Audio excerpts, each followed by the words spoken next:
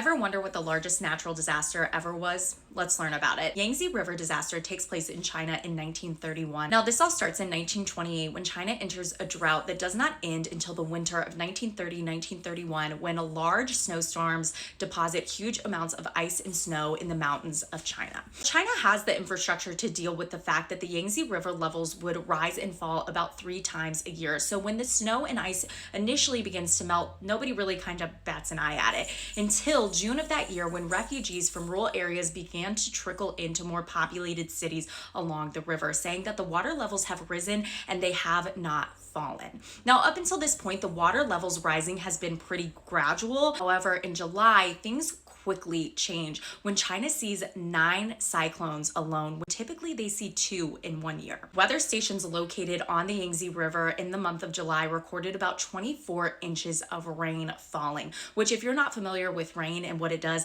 that's a lot of rain.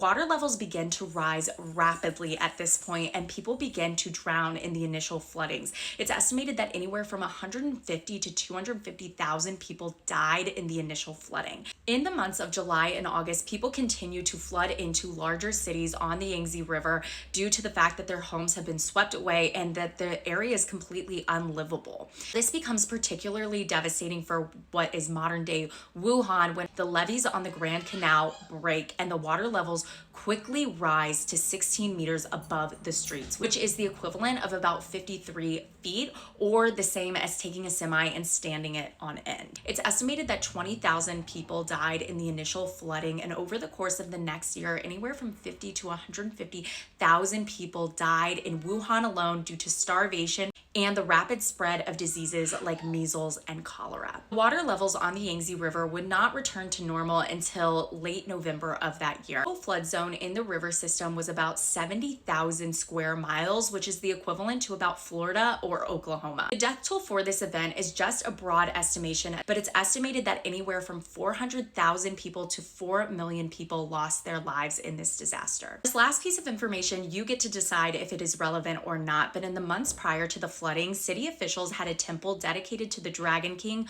torn down and demolished. The Dragon King is a deity in charge of water and weather.